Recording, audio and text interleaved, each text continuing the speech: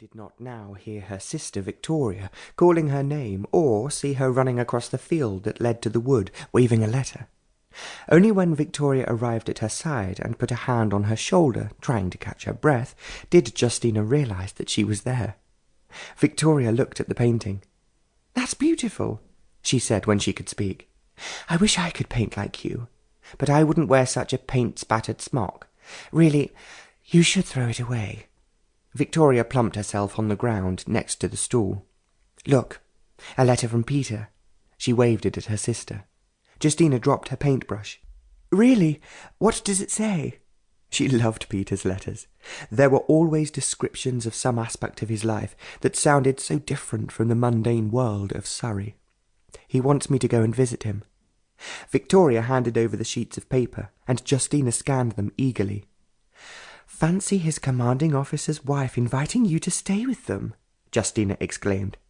"Did you note his comment that you will get on very well with Mary, their daughter? Hasn't he written about her before? Do you think he wishes to make an offer for her?" Victoria shrugged. "How can one tell?" She arranged the folds of her muslin skirt neatly around her legs. "When are you going?" "Oh, Justina, I don't want to go." "Not want to visit India?"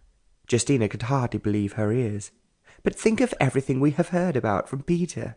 The elephants, the strange flowers, and the trees, the mountains and the rivers, the incredible palaces, the glorious landscapes, and the spices.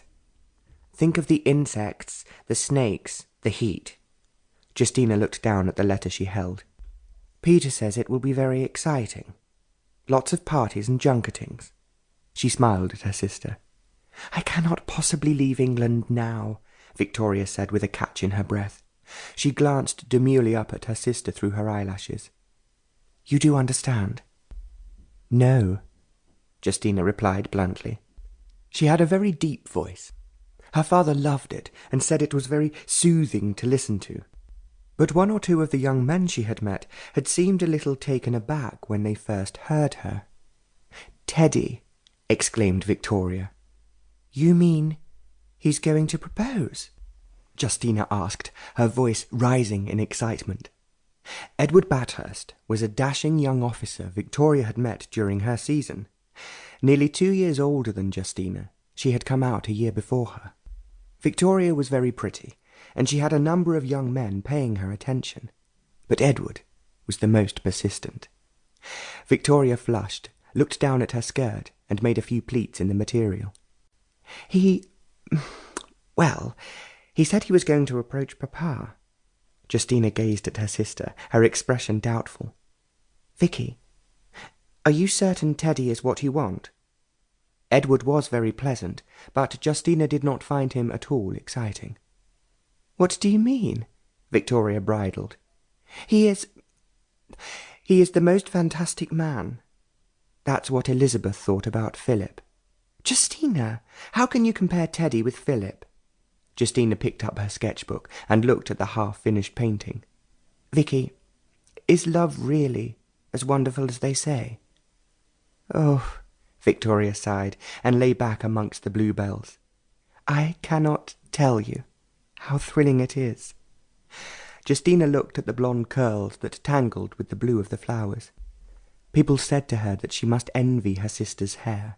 Her own was copper-coloured and curled far too strongly to be wound into ringlets. "Tell me all about love," Justina demanded. "Did your heart beat faster the moment you met Edward?" "Not at first. I thought he was very good-looking, but so were lots of the other men I met. But gradually he seemed to, I realized that it was him I wanted to call on me, him I wanted to talk to, him who, yes, made my heart beat faster." Victoria turned over onto her stomach, picked a bluebell and started removing the little bells. "You cannot describe love," she murmured dreamily. "You just know when it comes along."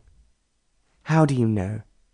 "You can only think of the one person, and when your eyes meet you get this funny, wonderful feeling in the bottom of your stomach." She blushed. "It is so exciting, and also a little frightening." "Frightening?"